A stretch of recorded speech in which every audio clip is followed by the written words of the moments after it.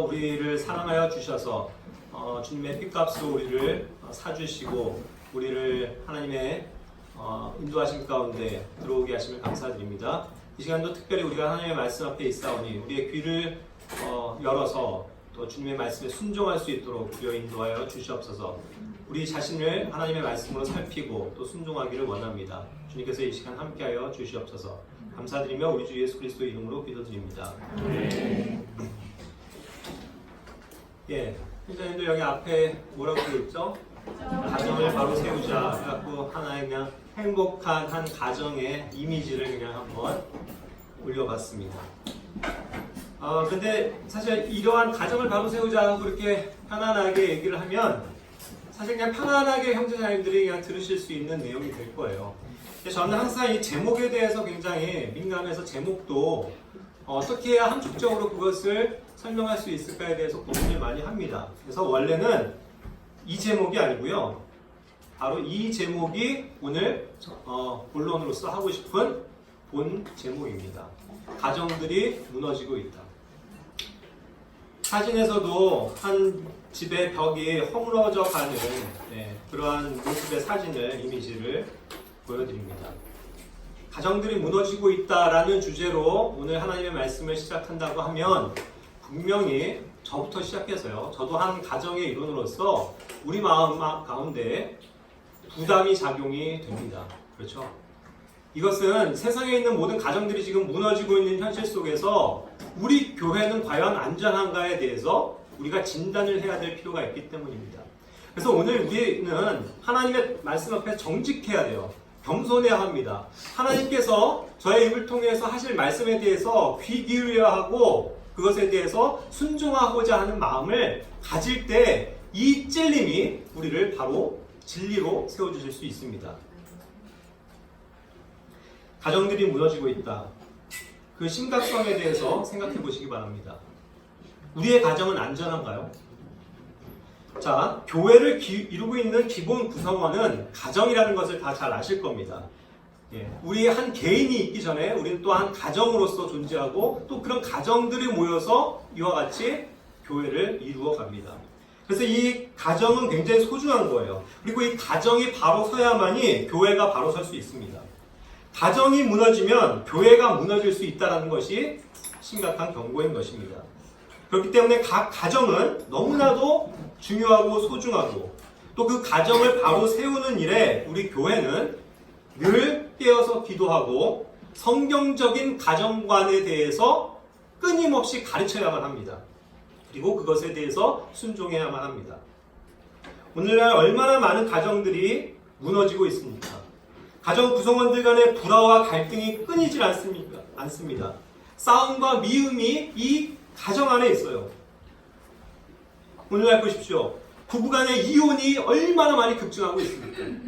제가 언뜻 예전에 들은 기사로는 아마 OECD 국가에서 이혼율이 가장 높은 나라도 아마 대한민국이라고 들은 적이 있는 것 같습니다. 최근에 주말에 하고 있는 드라마 중에요. 한 번 다녀왔습니다라는 드라마가 있습니다. 혹시 그 내용을 아시는지 모르겠는데요. 거기서도 굉장히 그런 것들을 코믹하게 풀어는 가는데 주 내용은 그겁니다. 한 노인 부부에게 4명의 큰 자녀들이 있습니다. 그런데 희한하게도 이 4명이 다 결혼에 실패한 거예요. 그래서 4명이 다 이혼을 한 겁니다. 그래서 한 번 다녀왔다는 의미가 이혼하고서 다시 가정으로 돌아왔다는 의미를 갖죠. 이와 같은 현실들이 얼마나 비일비재합니까? 부모들 역시 또 자녀들에게 지나친 자녀 사랑으로 아이들을 망치는 경우가 얼마나 많이 있습니까? 반대로 자녀들에 대해서 애정이 없는 부모들도 너무나도 많습니다. 무정합니다. 그런 반면 자식 앞에서 쩔쩔매는 부모들을 보게 됩니다. 또 자식들을 무서워해서 자식들에겐 싫은 소리 한마디도 못하는 그런 부모들도 참 많이 봅니다. 자녀들은 어떻습니까? 부모에 대해 순종하지 않고 자기 뜻대로 하고 자기 고집대로 하는 그런 제멋대로 있는 사람들이 얼마나 많습니까? 이러한 모습들을 우리 자신에게 투영해 보지 않으면 정말 얼마 남지 않은 이 시간 우리가 하나님의 뜻을 이루며 교회 생활을 잘 할 수 있을까요?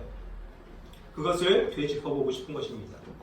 자, 먼저 현 세상의 모습들에 대해서 로마서 1장 26절부터 32절까지의 말씀은 가르쳐주고 있습니다. 제가 일부러 이 가정과 관련돼서 가정의 문제들에 대해서 생각하면서 여기 빨간 글씨로 되어져 있는 부분에만 조금 이번에는 집중해 주시기 바랍니다. 그 부분만 제가 설명을 할게요. 먼저 이 세상은 많은 사람들이 지금 수치스러운 애정 가운데 빠져 있습니다.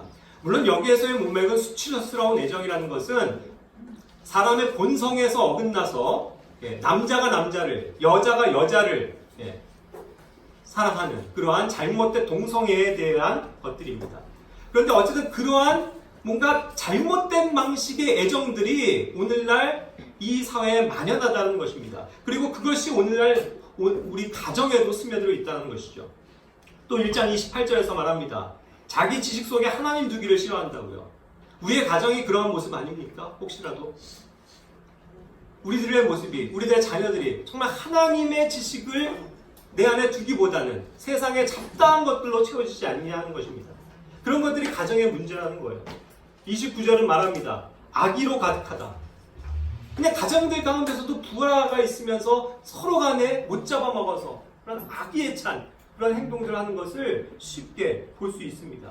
그렇기 때문에 가정 안에도 형제 간에도 시기와 질투가 있고, 그러면서 가인이 아벨을 죽이고 같은 그 질투 속에서, 시기 속에서 살인이 자행이 됩니다. 남을 미워하는 것 자체가 살인이라고 말씀하지 않으셨습니까? 그러면서 집안에서는 끊임없이 논쟁이 일어납니다. 다툼과 불화가 일어나요. 서로 가정원, 구성원 간에도 서로 속이고 속습니다. 가족들 간에도 사기를 쳐요. 그러면서 적개심으로 가득 차 있는 가정들의 모습을 봅니다. 30절 말씀. 업신여기는 자라고 했습니다. 부모를 업신여깁니다. 또 형제간에 업신여기는 일들이 비일비재합니다. 부모에게 불순종하는 자라고 이야기합니다. 그렇습니다. 자녀들이 부모의 말을 듣지를 않아요. 매우 심각한 일입니다. 또한 본성에 애정이 없는 자라고 얘기했죠. 이것이 아까 얘기한 것처럼 본성이 가르쳐주는 어떤 모종도 버렸어요. 부정이 없습니다. 형제간에 애정이 없어요. 그러한 가정의 불화들을 우리는 묵도하는 것입니다. 화해하기 어려운 자라고 얘기했어요. 가정 구성원 간에도 한번 대판 싸우고 그래서 등을 집니다. 화해가 어려워요. 화해하진 않습니다. 이러한 모습이 세상의 악한 현 세상에 대해서 보여주고 있는 것인 것만, 이러한 모습이 행여라도 우리 가정에서도 볼 수 있다면 그것은 심각한 문제요 도전 아닙니까? 이와 같은 식으로 우리의 가정들이 혹시라도 무너지고 있는 영역들이 없는지 우리는 살펴야 한다는 것이죠. 그래서 성경은 또한 지금은 위험한 때라고, 아주 위험한 때라고 경고하고 있는 것입니다. 디모데후서 3장 1절부터 5절까지의 말씀인데요. 이 역시 제가 그 빨간색 부분만 읽도록 하겠습니다. 3장 2절에 사람들이 자기를 사랑한대요. 그렇습니다. 자기만 사랑해요. 자기만. 아버지도 사랑하지 않아요. 아내도 사랑하지 않습니다. 자기 형제도 사랑하지 않아요. 오직 자기만 사랑해요. 그래서 자기에게만은 아무리 값비싼 거라도 투자하지만 가족들에 대해서는 사랑이 없습니다. 또한 자녀들이 되어서 부모에게 불순종한다. 이 문제는 동일하게 지적이 되고 있죠. 또 본성의 애정이 없다고 다시 한번 얘기합니다. 그리고 4절에서는 고집이 세다고 얘기했습니다. 이 고집이 세다라는 말이 head라고 하는 단어인데, 좀 고집이 센 것 중에서도요, 뭔가 성급하고 과격한 것을 뜻하는 단어이더라고요. 난폭해집니다. 막 부모가 뭘 하라는 얘기를 하면 그냥 막 쌍심지를 켜고 눈을 부라리면서 대듭니다. 이러한 현상들을 보게 된다는 거예요. 자, 이러한 세상의 모든 악한 풍조로부터 이 위험한 때를 알려주는 그러한 경고 앞에서 우리는 어떠한 자세를 취해야만 합니까? 이런 것들을 하나님의 경건, 하나님의 성품의 모양으로 자꾸 바꿔 나가야 하고 기도하고 노력해야 되지만, 그럼에도 그것이 되어지지 않는 것에 대해서, 그러한 형제에 대해서, 자매에 대해서 우리는 단호해야 할 필요가 있습니다. 그래서 여기서 그런 자들에게서 돌아서라고 얘기하고 있거든요. turn away입니다. 완전히 등을 돌려버리는 거예요. 네, 맞아요. 가정 간에도, 가족 간에도 분명히 그러한 때가 올 수도 있습니다. 그렇게 해서 그의 잘못된 버릇을 고쳐줘야 될 필요들도 있다는 거예요. 왜 그것에 대해서는 생각하지 않습니까? 맨날 하나님의 사랑만 강조해요? 아니에요. 우리도 분명히 하나님의 자녀로서 우리가 하나님 앞에 잘못한 것이 있다면 책망 들어야 하고 훈계를 받아야 하고 고침을 받아야 합니다. 그렇잖아요. 그것이 우리 가정에게도 마찬가지라는 것입니다. 그래서 저는 오늘날의 가정이 정말로 위기의 가정이라고 말씀드리고 싶은 겁니다. 정말 위기예요, 이것은. 심각한 교회에 대한 도전이요, 위협입니다.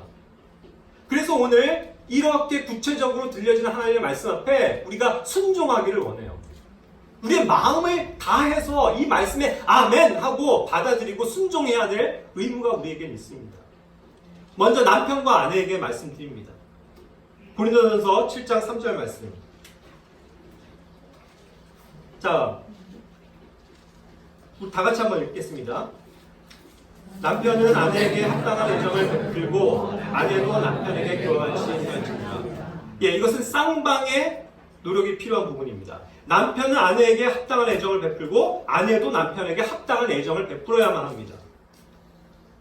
합당한 애정이에요. 자, 그런데 여기에서 이제 그 렌더라는 표현이 보니까 뭔가를 그렇게 만들어주는 건데요. 이게 표현하는 것도 이 렌더라는 단어를 쓰더라고요. 결국 표현입니다. 형제자님들, 부부간의 문제는 항상 표현의 문제예요. 표현을 잘 하셔야 됩니다. 내가 아내를 사랑하면서 마음속으로만 난 사랑해. 당신 그거 몰라? 이렇게 얘기하면 안 된다는 거예요. 그런 합당한 사랑과 애정을 표현해야 된다는 거예요. 그걸 만들어 보여야 된다는 뜻입니다. 그건 안 하면서 자기의 사랑을 알아달라고요? 어떻게 말 안 하는데, 입 꼭 다물고 있는데, 한 번도 자기에게 아내에게 사랑한다 얘기를 안 하는데 아내가 사랑을 느낄 수 있단 말이에요. 그리고 여기서 due benevolence라고 하는 이 단어는 성경에 딱 한 번, 이 benevolence라는 단어가 나오더라고요. 근데 이거는 뭔가 충분한 이렇게 자비로운, 아주 자애로운 그러한 선의를 뜻합니다. 그게 사실 여기서 말한 애정이에요. 단순한 어떤 사랑과 관련된 애정이 아니고 아주 아내를 친절하고 호의를 다해서 선하게 대하는 것. 마찬가지로 아내가 남편을 그렇게 귀하게 여기면서 선하게 대하는 것. 그러한 관계를 지금 얘기하고 있다는 겁니다. 과연 남편과 아내 되신 형제자매님들, 우리가 그러한 모습으로 지금 살아가고 있습니다. 자, 이제는 하나의 다른 측면입니다. 자, 믿는 자들, 우리 이제 부부가 되어진 형제자매님들께 말씀드립니다. 우리는 어떠한 경우에도 하나님을 믿는 자녀들이 이혼해서는 안 됩니다. 믿는 자의 이혼을 성경은 금하고 있습니다. 고린도전서 7장 10절 11절. 예, 아내는 자기 남편을 떠나지 말라고 얘기했고요. 11절에서 남편도 자기 아내를 버리지 말라고 명령하고 계십니다. 이혼은 주님의 뜻을 어기는 거예요. 왜 그렇습니까? 둘이 한 몸이 될지라고 주님께서 약속하시고 그것을 우리에게 주셨잖아요. 그래서 그것에 대해서 아멘 하고 결혼하셨잖아요. 믿는 사람들 가정을 얘기하는 겁니다. 믿는 자들 간의 결혼. 그랬는데 뭔가 성격이 안 맞아요. 뭔가 남편이 돈을 못 벌어요. 뭐 아내가 나에게 신경을 안 써줘요. 뭐 그런 여러 가지 이유들로 이혼을 하려고 한다면 그것은 명백하게 잘못 행하는 것이라는 겁니다. 물론 우리 교회 안에 그런 가정이 있는 것은 아니지만 얼마든지 세상이 그러하듯이 우리 교회 안에도 이런 풍조들이 들어올 수 있으니까요. 좀 교회가 커져 보십시오. 아마 그거 다 조사해보면 이혼난 이혼녀들 판을 칠 겁니다. 교회 안에. 사실 교회가 그런 것에 대해서 바로 잡아줘야 돼요. 그런데 싫은 소리들 안 하죠. 항상 좋은 모습만 보여서 아이고 어서 오십시오. 우리 교회에 한 명이라도 더해주면 땡큐죠. 아니에요. 하나님의 말씀에 우리는 바로 서야 합니다. 그러한 가정들에 대해서 정말 눈물로써 사랑을 가지고 기도해주고 권면해줘야 되는 거예요. 그런 위기의 가정들에 대해서. 자, 여기서 아내는 자기 남편을 떠나지 말라는 표현을 씁니다. 떠나지 말라. 결국 이것은 표현을 좀 유의해 보세요. 남편은 자기 아내를 버리지 말라는 표현입니다. 결국 남편에게 그것이 권한이 속해 있기 때문에 그래요. 특히 만약에 이혼을 한다면 그렇기 때문에 성경적인 의미로 봤을 때 남자에게 더 책임이 있는 겁니다. 우리 남편들이 정신을 차리고 깨어 있어야만 합니다. 또 상황을 좀 바꿔서요. 자, 믿지 않는 배우자가 있는 것에 대해서 말씀을 드립니다. 짤막짤막하게. 이것도 굉장히 우리가 여러 가지 좀 깊은 교리 공부가 되긴 해야 되겠지만 간략하게 말씀을 드리면, 자, 어떤 남편이 예수님을 믿었습니다. 아직 아내가 예수님을 믿지 않아요. 그랬을 때 어떻게 해야 합니까? 성경이 가르쳐 주시는 진리는 그 아내를 절대로 버려서는 안 됩니다. 왜요? 그도 구원받아야 할 자기의 반쪽 몸이기 때문입니다. 주님께서 그것을 원하고 계시기 때문이에요. 아내도 마찬가지입니다. 자기가 결혼한 이후에 먼저 예수님을 믿었습니다. 그럴 때 남편에게서 떠나는 것이 아니라 남편을 위해서 눈물로써 기도하고 선한 행위를 베풀면서 남편이 주님께로 돌아오기를 힘써야 한다는 말입니다. 그래서 믿지 않는 배우자를 두고 계신 형제 자매들도 이 배우자를 위해서 끊임없이 기도하시면서 사랑과 인내를 가지고 대하셔야만 합니다. 결코 버리거나 떠나서는 안 돼요. 자, 그런데 문제는 이겁니다. 저기 15절에 있죠. 어떤 경우에는요, 부득이하게 자기는 그렇게 선을 가지고 기도하면서 기다려주고 참고 했는데 그 배우자가 견디질 못하는 거예요. 자기 남편이 예수님 믿는 걸 막 못 견뎌합니다. 자기 아내가 맨날 매주 교회 가는 걸 못 견뎌해요. 그러면서 막 싫다고 하면서 그거에 대해서 싸움이 일고 하면서 막 강력하게 자기는 이혼하겠다고 막 나선다고 쳐보십시오. 강제적으로. 그럼 어떻게 됩니까? 자기는 이혼 도장을 안 찍어줘요. 그래도 법적으로는 질질 그런 것이 별거를 하다가 보면 자동적으로 이혼이 되는 사회법이 있습니다. 그래서 부득이 불가항력적으로 자기는 그러고 싶지 않았지만 떠나게 되는, 이혼하게 되는 경향도 있습니다. 경우도. 자, 그런데 그것에 대해서도 성경은 뭐라고 하시는지 아세요? 그럴지라도 뭐예요? 결혼하지 말고 기다리는 것이 가르칩니다.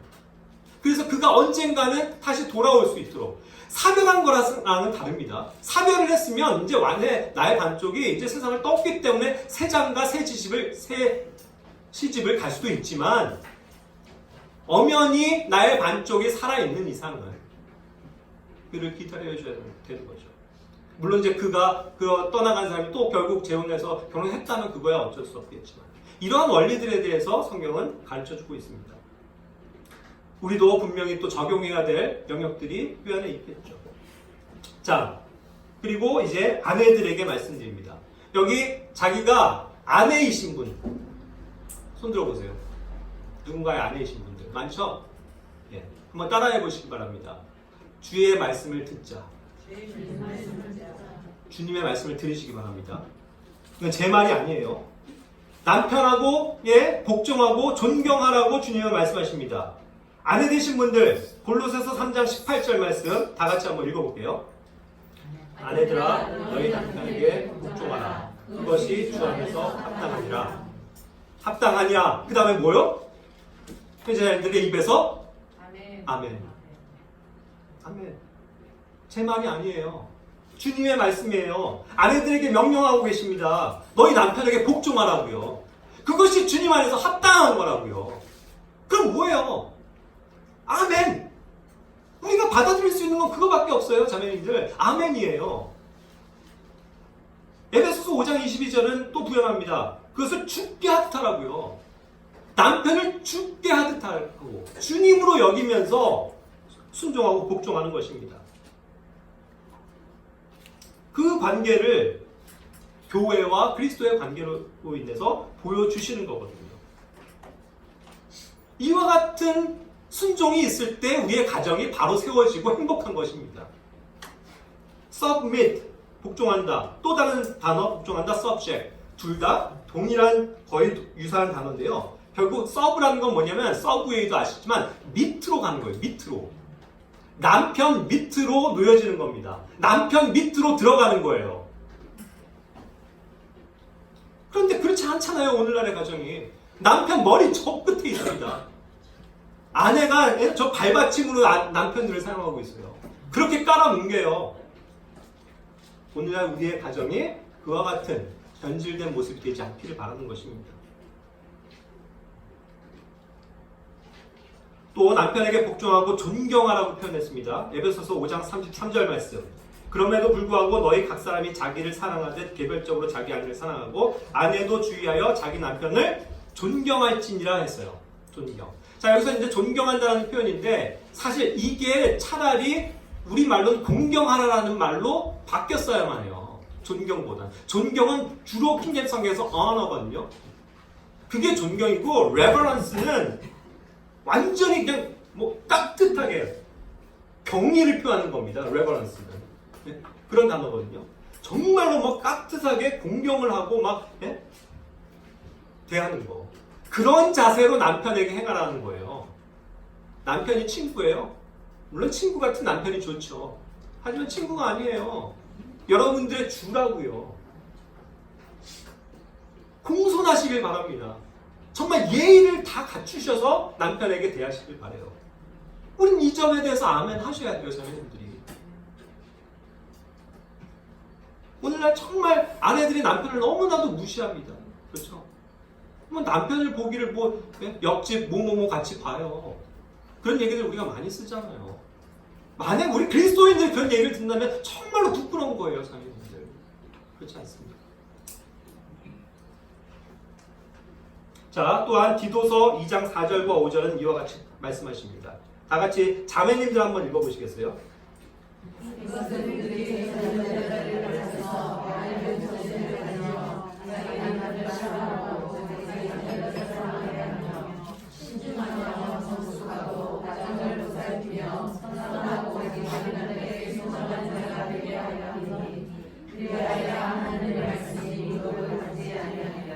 예, 이것이 자매님들에게 주시는 하나님의 권면의 말씀입니다.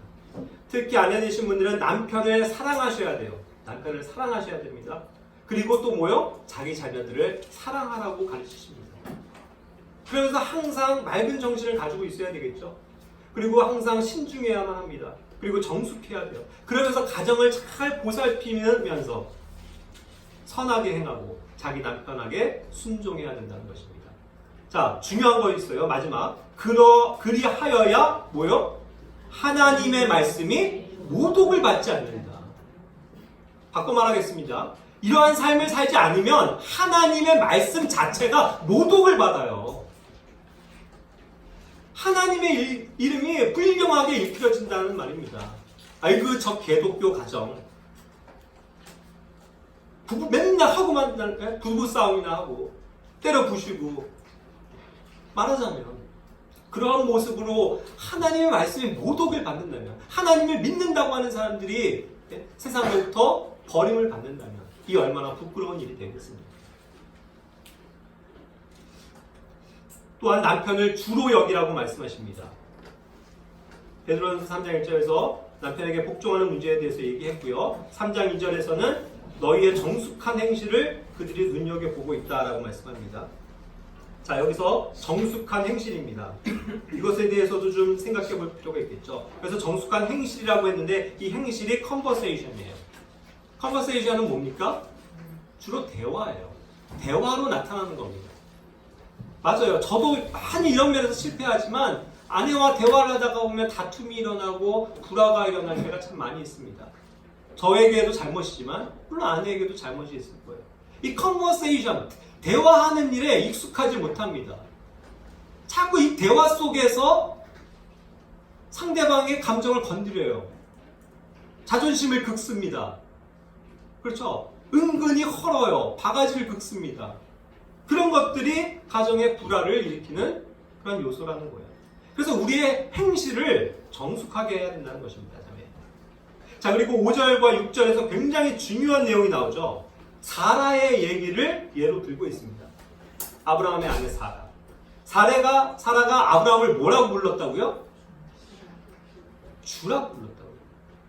주인님, 주인이시여. 남편을.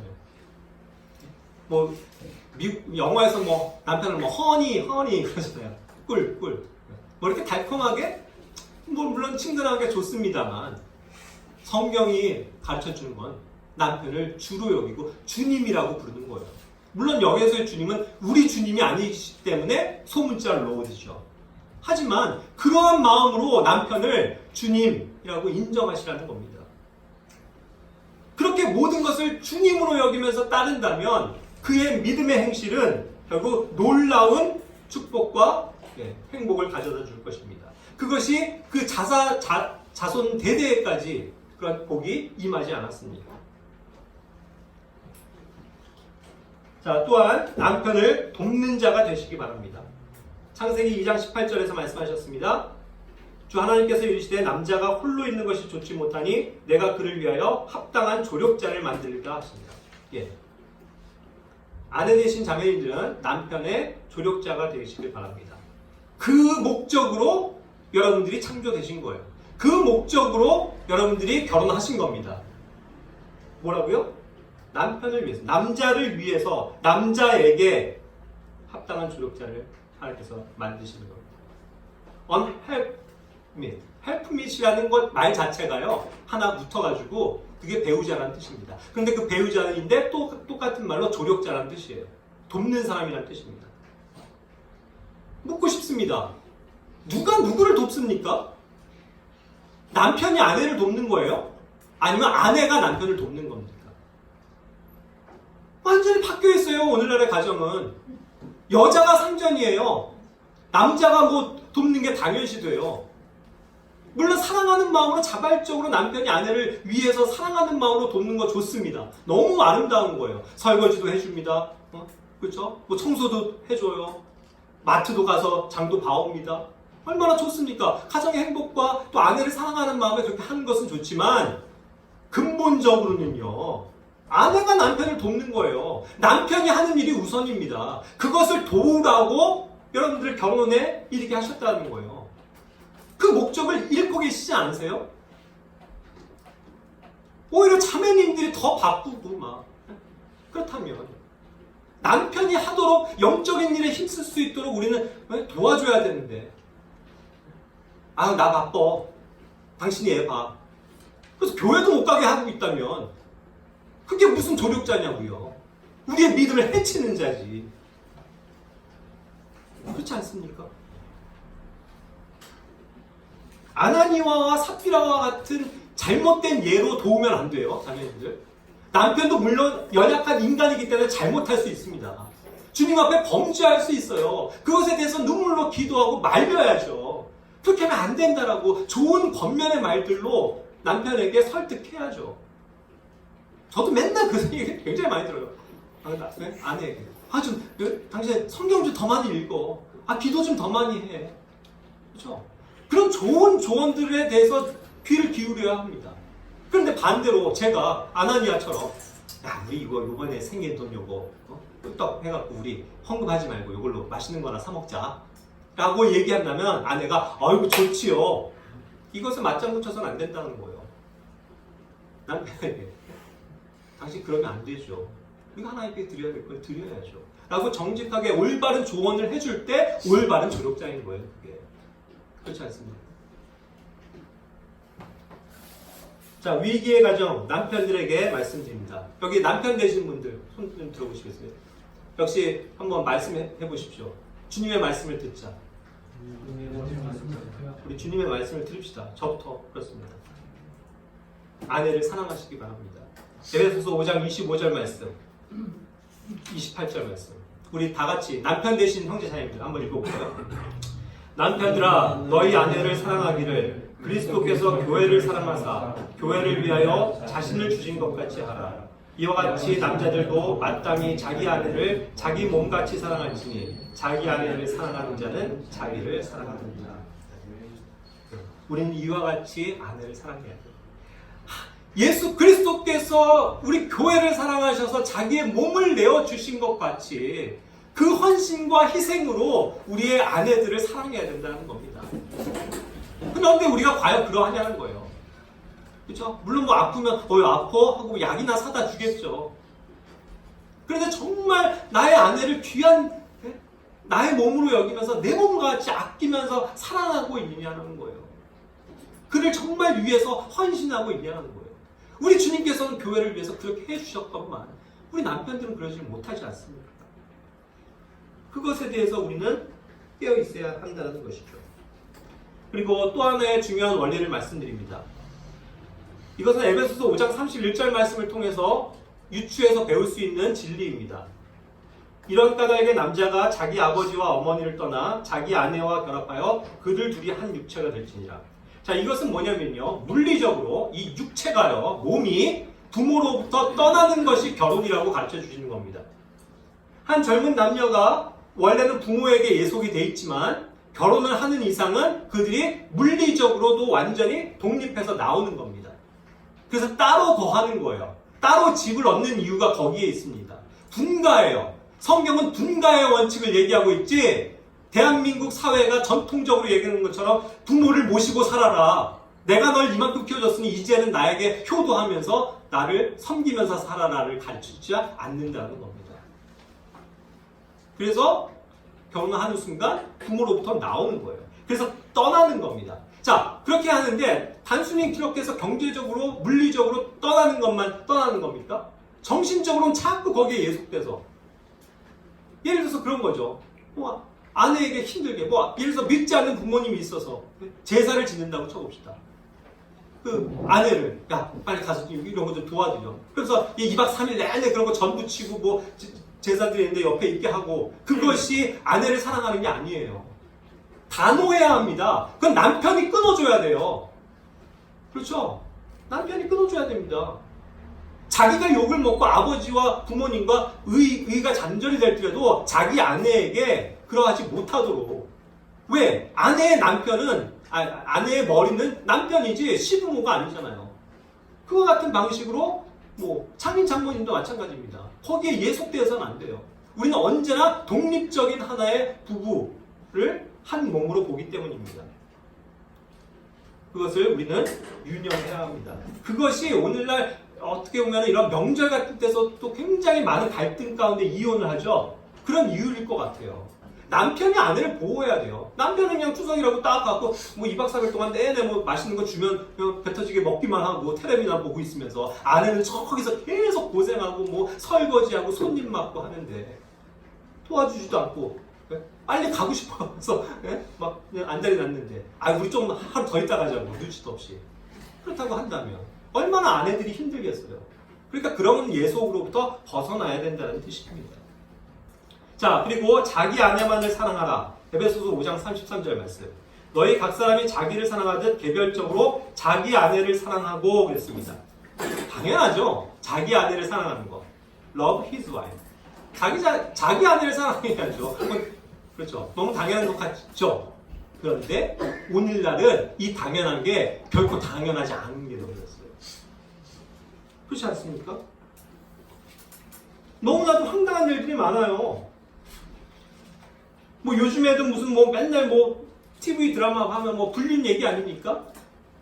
남자들이 자기 아내를 놔두고 다른 데 한눈 팔고 다른 아내를 사랑하고 다른 아내랑 결혼하고 온통 불륜 얘기잖아요. 사실 그런 걸 보면서 좋다고 우리가 재밌다고 드라마를 보고 있을 겁니까? 분통 터지고 화날 일이잖아요. 그렇죠? 이 세상에 그렇게 바뀌고 있다고요. 무슨 불륜이 자랑인 마냥, 그게 무슨 한 번쯤은 해봐야 되는 무슨 로맨스인 마냥 그렇게 가정들이 변질되고 있다니까요. 이게 얼마나 심각한 사회 현상인지 모릅니다. 이것을요, 노아의 날들과 롯의 날들에서 우리는 진리를 배울 수 있어요. 자기 아내를 사랑하지 않고요, 온갖 다른 사람들을 사랑하는 이런 불륜과 간음의 그러한 더 뒤덮여 있는 세상.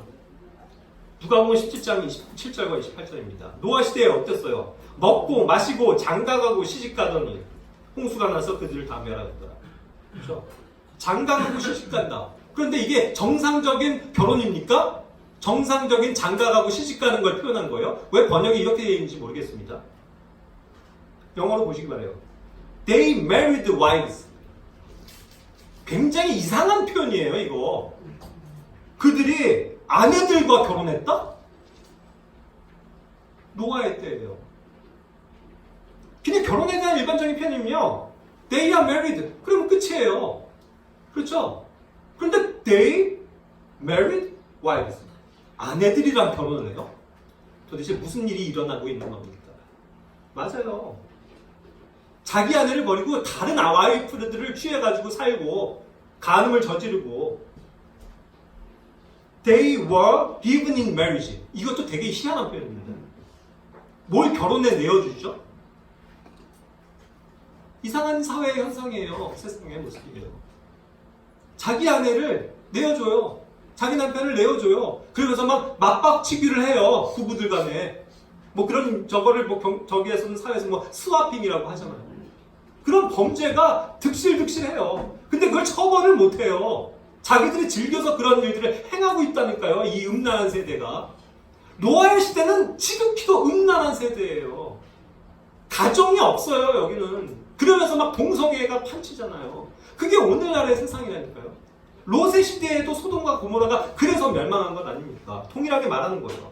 여기서 먹고 마신다는 표현은 그대로입니다. 그런데 장가가고 시집간다는 그 현상을 뭐라고 대치해서 대비하고 있어요? 사고팔고예요.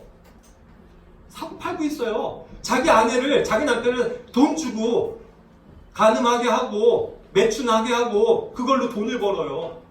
그런 사회의 지금의 범죄들 많이 보도가 되고 있잖아요. 자기 딸들을 그냥 돈 때문에 매춘하도록 팔아요. 이런 음란하고 악한 세대에서 우리는 무엇을 봐야 합니까? 그래서 홍수가 나서 그들을 멸한다고 했는데 그 홍수가 나면 모든 걸 쓸어버리고 있는데 대비되고 있는 말씀이 뭐예요? 여전히 사람들은 심고 건축하고 있어요. 식물을 심고 농작물을 키우고 막 건물을 짓고 있다고요. 곧 망할지도 모르고 홍수가 나서 다 쓸어버리는데 불과 유황이 내려와서 다 멸망하는데 그런 현상을 지금 이야기하고 있다는 겁니다. 잘못된 가정, 잘못된 사회 현상들이에요. 자, 남편들에게 말씀드립니다. 아내를 선하고 아주 부드럽게 대하고 존중해줘야만 합니다. 골로새서 3장 19절에서는 너희 아내를 사랑하고 모질게 대하지 말라고 했는데요. 모질게 대하는 게 뭡니까? not bitter거든요. 결국 뭔가 막 이렇게 쓴소리를 하는 거예요. 막 싫은 소리를 하는 겁니다. 아, 당신은 왜 그것도 못해? 아, 당신은 저 옆집 저기 누구누구 엄마는 저런 거 음식도 잘하는데 당신은 요리성 실력이 이게 뭐야? 핀잔을 주고 쓴소리를 하고 말하자면 그렇게 함으로써 막 모질게 대하는 것, 그것이 아주 주님의 보시기에 악한 겁니다. 그래서 베드로전서 3장 7절도 말씀하시지 않으십니까? 지식에 따라 그들과 동거하고 아내를 더 뭐요? 약한 그릇으로 여겨라. 깨지기 쉬운 그런 약한 그릇으로 아주 조심스럽게 다루라는 얘기죠. 아내를 막대하지 말고 그것에 대한 대비입니다. 왜냐하면 그가 생명의 은혜를 함께 상속받을 자로 여기기 때문입니다. 저는 그런 생각이 들어요. 뭐 절대적인 건 아닙니다만 우리 부부는요 한 몸이기 때문에 아마 그리스도의 심판석에서도 한 몸으로서 같이 나가서 심판받지 않을까. 저는 그런 생각도 가끔 하거든요. 그렇습니다. 어쨌든 나의 아내가 그렇다는 거예요. 그리고 나보다 더 상처받기가 쉬운 사람입니다. 그래서 더 귀하게 대접해야 된다는 뜻이죠. 그래서 존중해줘야 합니다. 그래야, 자, 그런데 중요한 거 보십시오. 맨 아래. 그리하여야 너희 기도가 방해를 받지 않는다. 결국 남편들이 뭐에 집중해야 된다는 것이죠? 왜 가정이 화평해야 됩니까? 왜 아내와 불화가 없이 평안해야 됩니까? 그래야만 남편들이 집중해서 방해받지 않고 기도할 수 있기 때문이라고 얘기하잖아요. 전 이것에 너무나도 저 자신이 부끄러움을 느낍니다. 그렇지 않나요? 남편과 아내 솔직히 까놓고 얘기해 봅시다. 누가 더 기도 많이 합니까? 우리 교회. 수요 기도 모임에 남자들이 더 많이 나옵니까? 여자들이 더 많이 나옵니까? 남편들이에요? 자매들이에요? 오히려 성경이 가르쳐주는 말은 남자들이 거룩한 손을 들어서 기도하라고 말씀하고 계세요. 기도는 권능이기 때문입니다. 기도를 통해서 하나님의 말씀이 선포되기 때문이에요. 우리가 기도를 통해서 하나님을 찬양하게 되어 있기 때문입니다. 그래서 기도도 역시 하나님의 말씀을 대변하는 일이에요. 그래서 남자들의 기도, 힘있는 기도, 형제들의 기도가 교회를 깨우는 겁니다. 그런데 자매님들밖에 없잖아요. 도대체 형제님들은 뭘 하시는 겁니까? 그것이 우리 무너져가고 있는 가정들의 모습이 아니라는 거예요. 우리는 무릎 꿇어야 합니다. 주님 앞에 회개해야 돼요. 남편들. 그냥 사회에서 돈 버는 거 그것만 잘하면 될 줄 알았죠. 천만의 말씀이요. 그걸 가지고 아무것도 안 됩니다. 그것이 가정을 지키는 일이 아니더라고요. 우리 남편들이 깨어 있어야만 합니다. 하나님 앞에 기도해야 돼요. 자, 네 번째입니다. 부모들에게 말씀드립니다. 이제 자녀를 기르는 부모님들 한번 손 들어보세요. 많이들 계시죠? 역시 말씀드립니다. 주님의 말씀을 들읍시다. 자, 그런데 제가 하나의 충격적인 표현을 한번 띄워드릴게요. 우리 교회는 자녀들이 우선이다. 우리 교회는 자녀들이 우선이다. 그럼 여기서 말하는 우리 교회는 어딜까요? 어떤 다른 교회에서 한 성도가 얘기한 말일까요? 다른 교회의 유명한 목사님이 하신 말씀일까요? 안타깝게도 저는 이 말을 우리 교회의 한 성도님으로부터 나오는 입에서 들었습니다. 이게 우리의 마음을 아프게 하는 거예요. 그 성도가 보기에 우리 부모된 자들이 그냥 자녀들을 우상처럼 대하고 있다는 것을 보는 거예요. 그는 구원받은 지 그렇게 오래된 사람이 아닙니다. 그는 우리 교회에 그렇게 오랫동안 있은 사람이 아니에요. 그런데 그러한 현상을 목도하는 겁니다. 그가 그렇게 받아들인다는 거예요. 우리 부모된 자들이 자녀들을 우상을 숭배하듯이 그렇게 자녀들을 대하고 있다는 거예요. 얼마나 마음 아픈 일입니까? 우리는 이것을 흘려들여서는 안 돼요. 깊이 마음속에 새겨야 합니다. 우리들이 그런 모습이 되고 있지 않은지.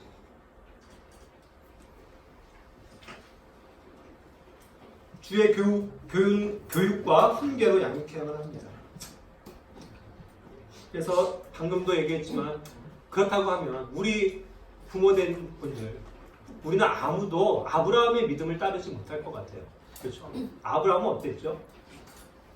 네 아들을 내게 바치라, 죽여라 했을 때 네? 하고 주저함 없이 칼을 빼서 죽였거든요. 그건 죽였다라고 표현한 겁니다. 버렸어요. 자기의 외동 아들을. 그렇게도 애지중지하는 사랑하는 아들을. 그렇다면 우리 현대의 교회들, 부모들 과연 그러한 말씀에 순종할 수 있을까요? 우리 자녀를 버릴 수 있을까요? 자, 주의 교육과 훈계로 양육해야만 합니다. 골로새서 3장 21절. 아버지들아 너희 자녀들을 노엽게 하지 말라. 그들이 낙담할까 염려하노라. 이 말씀은 어찌 보면 많이들 적용하시는 것 같아요.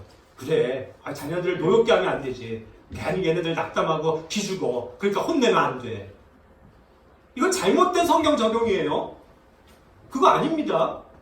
혼을 내되 너무 많이 막 그를 막 무시하고 아까도 얘기했지만 비터, 막 쓴소리만 하고 막 모질게 대해서 아이들이 혼나면서도 악감정을 갖지 않게 하라는 지혜의 말씀이지 혼내지 말라는 얘기가 아니라고요. 그래서 에베소서 6장 4절이 그러한 말씀을 백업하는 겁니다. 너희 자녀들을 노엽게 하지 말고 오직 주의 교육과 훈계로 양육하라고요. 주의 교육과 훈계. 이 주의 교육과 훈계가 중요한 겁니다. 여기서도 이제 교육이라고 한 것이 이제 nurture라고 하는 교육이거든요. 이 말씀을 한번 유념해 보시기 바랍니다. 그래서요, 우리가 성경적으로 얘기하는 교육은요, education 교육이 아니에요. 국문 수학을 가르쳐주고 학원에 가서 비싼 과외 받게 해주고 수능 대비 뭐 EBS 특강권을 끊어주고 하는 그런 교육이 아니라고요. 성경이 얘기하는 건 올바른 양육법입니다. 그게 nurture예요. nurture는 뭔가 자라게 하는 것을 뜻합니다. 인성과 성품을 자라게 해주는 양육이에요. 그리고 또 하나 훈육이라고 우리 성경에서 번역한 것이 있는데 그게 instruction이거든요. 그건 역시 어떤 전문적인 지식의 교육이 아니고요. 인성과 성품 교육을 동반한 그런 교육을 얘기하고 있는 거예요. 우린 그런 교육에 힘써야 하는 겁니다. 우리 자녀들에게. 그래서 이 훈계 혹은 훈육이라고 하는 이 인스트럭션이라는 단어가요. 잠언 말씀에만 한번 검색해 보세요. 이마만큼 많이 나와요. 25절입니다. 훈계와 훈육. 그러니까 잠언 말씀은요, 사실 부모들에게 하시는 말씀이 굉장히 많습니다. 부모들이 어떻게 자녀를 훈계해야 되는지, 나 역시 어떻게 하나님의 말씀으로 훈육되어야 하는지에 대해서 가르쳐주고 있는 거예요. 우리는 자만 말씀을 통해서 진리를 배워야만 합니다. 그런 것 중에 중요한 게 뭔지 아세요, 부모님들? 자녀를 때려서 훈계하는 겁니다. 말로 훈계하는 걸 성경이 지지하지 않아요. 성경은 때리라고 얘기했어요. 때리라고. 제가 이런 말 하면 이제 큰일 나죠. 여기 또 특히 일선 교사이신 분들 어떻게 아이들 체벌합니까? 물론 이해합니다. 당연히 학교에서 교육법에서 그렇게 하지 말라고 하니까 선생으로서 못하죠. 하지만 우린 그게 아니잖아요. 우리는 하나님의 말씀을 가지고 자녀들을 교육하는 자들이거든요. 그랬을 땐 하나님의 말씀이 우선이에요.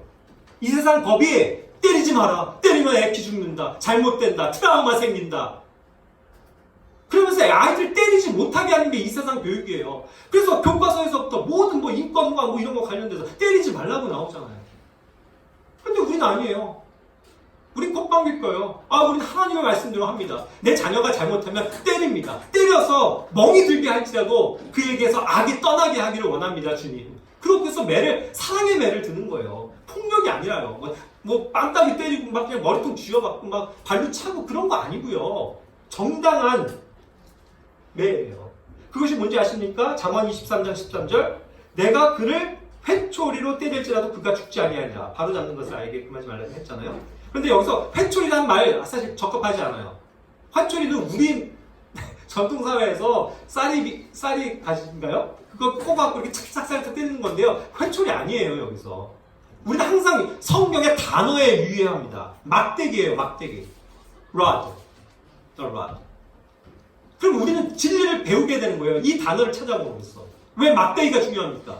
딱딱한 막대기라고요. 짚을 수 있는.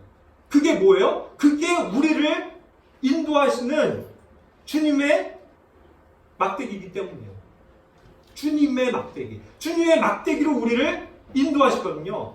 참으로 내가 사망의 그늘진 골짜기를 다닐지라도 해악을 두려워하지 아니하리니 주께서 나와 함께 계시며 주의 막대기와 주의 지팡이가 나를 위로하시나이다. 주님의 막대기가 우리를 다스리세요. 주님의 막대기가 우리를 잘못하면 때리십니다. 그 원리 그대로 우리에게도 막대기를 주시는 거예요. 저는 이 원리 그대로 믿고 실천을 했습니다. 우리 자녀들 엄청나게 많이 맞았어요. 잘못했을 때. 그런데 저는 결코 손으로 때리지 않았습니다. 우리 부부는. 반드시 막대기가 있었어요. 그리고 회초리가 아닌 진짜 막대기였습니다. 제가 기억하기도 한 30-40cm 정도 되는 아주 두껍고 단단한 딱 소리 나는 아야 하고서 퍽 소리가 나는 맞는 그런 매예요. 막대기. 그래서 제가 그것을 뭐라고 불러주지 아십니까? 애들 뗄 때 이걸 주의 막대기라고 불렀었습니다. 주의 막대기. 뭐 잘못하면 주의 막대기 가져와. 그래서 때렸어요. 그래갖고 저희 이제 유학 생활할 때 그 후배들도 막 되게 재밌어 했었어요. 제가 그걸 주의 막대기라고 부르니까 걔네들도 애들 저기 하면 송해 보고 하고 야, 너 아빠가 주의 막대기 가지고 오셔. 막 이렇게 하면 애들이 막 깜짝 놀래요. 막 주의 막대기가. 우리 그것으로 아이들을 훈육하는 것이지 말씀의 원리를 가지고 훈육하는 것이지 사람이 미워서 꼴 보기 싫어서 내가 홧김에 두들겨 패는 그러한 매질이 아닙니다. 이 성경적인 원리도로 어려서부터 하면 우리의 자녀들이 바르게 성장할 수 있습니다. 그것을 애초부터 어려서부터 못했기 때문에 뒤늦게 예수님을 믿고서 가정을 차리신 분들도 있죠. 그러니까 이런 기회가 없었던 것은 참으로 안타까운 일입니다. 그러나 혹시라도 이 중에 이제 결혼하시고 아이를 낳는 자녀들이 있다, 부부가 이제 생긴다면, 그리고 아직은 내로서 다스릴 수 있는 나이에 자녀를 두신 분들이 있다면, 물론 뭐 다 큰 애들 때릴 수는 없어요. 그런데 때려서 말을 알아들을 수 있는 나이는 여전히 존재합니다. 대략적으로 한 만 12살 정도까지는요, 맞는 게 정신 차리는 일이에요. 그거 주저하지 마세요. 그리고 때릴 때 아야 하고 맴매 장난하지 마세요. 그냥 사정없이 때리시라고요. 멍 퍽 소리 나고 아이가 자지러지게 한 방을 때려도 그렇게 때리는 게 낫다는 거예요. 그래야 아픔을 느끼면서 내가 아버지께 어머니께 잘못했다는 것을 빌게 돼 있어요. 그 원리예요. 아버지가 자식의 영광이다. 잠언 17장 6절. 저도 이거를 준비하면서 알았네요. 제 선입견이 잘못됐던 걸. 자식들의 자식들은 노인들의 화관이요 자식들의 영광은 그들의 아버지들이라. 보통 우리가 그런 말 하잖아요. 자식은 아버지의 영광이다.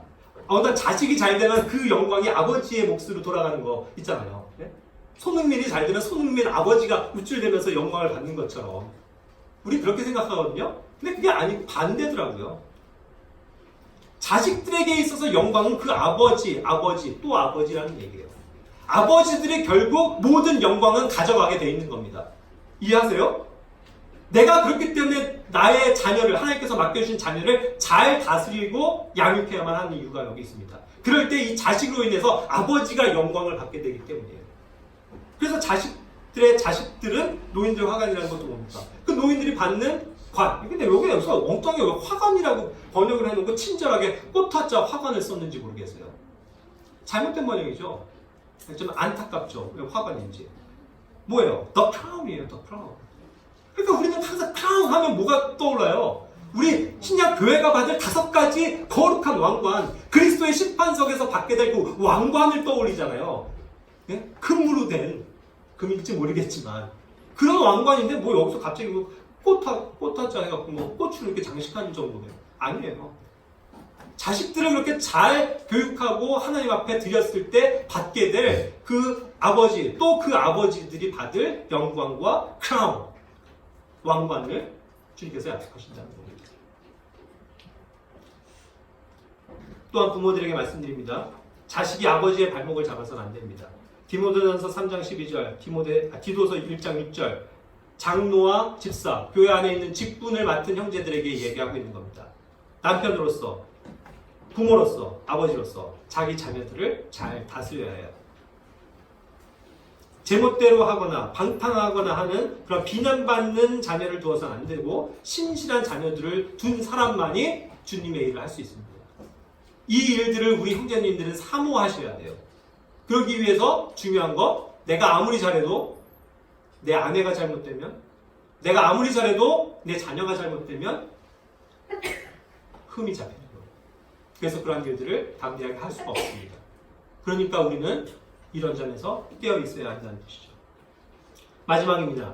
자녀들에게 말합니다. 자녀 되신 분들 손 들어보세요. 네, 자녀 되신 분들. 주님의 말씀을 듣자.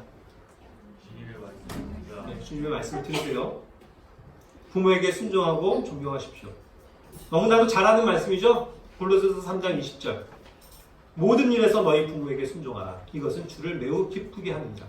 그런데 이 한 구절만 가지고는 불충분합니다. 그래서 백업하는 구절을 병행해서 보라고 에베소서 6장 1절을 주시는 거예요. 뭡니까? 자녀들아 주 안에서 너희 부모에게 순종하라. 부모에게 순종하는 건 당연한 의무인데 한 군데서는 모든 일에서라고 했어요. 그럼 모든 일에서 하면 야, 너 무슨 야 교회 가지 마. 너 이번에 중간고사 아니야? 그냥 시험 공부나 해. 그렇게 부모가 얘기하는 건 네 알겠습니다. 잘 듣는 게 아니에요. 믿지 않는 부모가 야 너 무슨 맨날 성경 읽어 하면서 성경 뺏어가고 이제부터 성경 읽지 마 라고 한다면 네 알겠습니다 하고 순종하는 걸 얘기하는 거예요. 그건 주 안에서 순종하는 게 아니죠. 우리는 주님의 뜻 안에서 있을 때 주님이 기뻐하시는 그 뜻에 따라서 순종하는 것이 그 범주 안에서 모든 일에 순종할 필요가 있다는 말입니다. 그렇죠? 자, 그렇다면 여기 있는 대부분의 자녀들은 부모님들이 다 믿으시는 분들 아닙니까? 그렇죠? 그럼 뭐 어떻게 하셔야 돼요? 물론 부모도 연약해서 잘못 행할 수도 있겠지만 정상적으로 자녀에게 하는 그 명령이나 말에 대해서 여러분들은 어떻게 하셔야 돼요? 순종하셔야 돼요. 말대꾸하지 마세요. 토를 달지 마세요. 내 아버지, 내 어머니 알겠습니다. 그것이 여러분들의 의무입니다. 그리고 부모에게 순종하고 존경하라고 했는데요. 여기서의 존경이 이제 언어입니다. 존경. 아버지와 어머니를 존경하라. 오늘날 너무나도 이 자녀들이요 부모를 우습게 알아요. 그렇죠? 부모를 무슨 뭐 동네 아저씨, 아줌마 대하듯 해요. 됐어 뭐. 이게 말이 됩니까? 그래서 뭐 무슨 뜻인지도 모르겠는데 뭐 아빠를 또 뭐 꼰대라고 부르더만요. 꼰대. 뭔 뜻이에요? 아버지는 그렇게 함부로 여러분들이 대할 수 있는 사람들이 아닙니다. 내가 정말 존경을 해야 되고 사랑하고 순종해야 될 나의 아버지예요. 그 아버지의 관계가 뭡니까? 여러분들이 모시고 있는 예수 그리스도를 통해서 믿고 섬기는 그 하나님이에요. 하나님을 우리가 아버지라고 대하듯이 나에게 주신 아버지를, 부모님을 순종하고 존경해야 된다는 뜻이라니까요. 꼭 그러하시길 바랍니다. 자, 마지막으로 이 말씀을 드리면서 마치겠습니다. 잠언에 보니까요, 내 아들아 라고 하는 말씀이 너무나도 많더라고요. 벌써 25구절에서나 내 아들아 라고 말합니다. 그런데 이 가만 보면 저는 아들이 없거든요. 그래서 이걸 딸에게도 적용시켜요. 그래도 맞습니다. 내 아들아, 내 딸아, 이 말씀에 귀를 기울여라 하는 이 자녀들에게 주시는 말씀이 25구절에나 잠언에만 더 나와요. 자녀 되신 분들 유념해서 들으시기 바랍니다. 부모 되신 분들 이 말씀을 새기면서 우리 애들의 자녀들에게 훈계하도록 하고 양육하도록 합시다. 내 아들아, 내 아버지의 훈계를 듣고 내 어머니의 법을 버리지 말라. 내 아들아, 죄인들이 너를 꿰일지라도 너는 동의하지 말라. 내 아들아, 너는 그들과 함께 그 길로 다니지 말라. 내 발을 금하여 그들의 행위에서 떠나라. 내 아들아, 내가 만일 내 말들을 받으며 내 명령들을 내게 감추어 두기를 원하여 내 아들아, 내 법을 잊지 말고 내 마음이 내 명령들을 지키게 할지어다. 내 아들아, 주의 징계를 멸시하지 말며 그분께서 바로잡아 주시는 것에 실증을 내지 말라. 내 아들아, 그것들이 내 눈에서 떠나지 말게 하고 건전한 지혜와 분별을 지킬지어다. 오, 내 아들아, 들으라. 내 말들을 받으라. 그리하면 내 삶의 횟수가 많게 되리라. 내 아들아, 내 말들에 주의를 기울이며 내가 말하는 것에 내 귀를 기울이라. 내 아들아, 내 지혜에 주의를 기울이며 내 명철에 내 귀를 기울이라. 내 아들아, 어찌하여 내가 낯선 여자로 인해 기뻐하며 낯선 자의 가슴을 껴안으려 하느냐. 내 아들아, 내가 만일 내 친구를 위해 보증인이 되거나 나그네와 더불어 내 손을 마주쳐서 서약하였으면 내 아들아, 내가 내 친구의 손에 빠졌은즉 이제 이같이 하여 내 자신을 건지라. 가서 겸손히 행하며 내 친구로 하여금 확신을 갖게 하라. 내 아들아, 내 아버지의 명령을 지키고 내 어머니의 법을 버리지 말며 내 아들아, 내 말들을 지키며 내 명령들을 내게 쌓아두라. 내 아들아, 지식의 말씀들에서 벗어나 잘못하게 하는 훈계듣기를 그칠지어다. 내 아들아, 만일 내 마음이 지혜로우면 내 마음도 기쁘겠고 내 아들아, 너는 듣고 지혜로운 자가 되어 내 마음을 그 길로 인도할지니라. 내 아들아, 내 마음을 내게 주며 내 눈이 내 길들을 지키게 할지니 내 아들아, 너는 꿀을 먹으라. 그것이 좋으니라. 벌집을 먹으라. 그것이 내 입맛에 다니라. 내 아들아, 너는 주와 왕을 두려워하고 변하는 데 능숙한 자들과 상관하지 말라. 내 아들아, 지혜로운 자가 되어 내 마음을 즐겁게 하라. 그리하면 나를 모욕하는 자에게 내가 대답하리라. 내 아들아, 무엇을 말하랴? 내 태의 아들아, 무엇을 말하랴? 내가 선하여 얻은 아들아, 무엇을 말하랴? 기도하시겠습니다. 주님 감사합니다. 우리는 주 안에서 한 가정의 일원으로서 살아가고 있습니다. 때로는 남편으로, 때로는 아내로, 때로는 부모로, 때로는 자녀로서 우리가 살아가고 있습니다. 이럴 때에 우리의 가정에게 주신 하나님의 말씀을 우리의 마음 가운데 새기고 주님의 말씀에 순종하는 우리 덕양교회가 되기를 원합니다. 각 가정이 주님의 진리의 말씀 안에서 세워지게 하여 주시옵소서. 그래서 우리의 교회가 바로 세워지기를 원합니다. 이 일을 기뻐하시고 이루실 주님을 인하여 찬양드리며 우리 주 예수 그리스도의 이름으로 기도드립니다.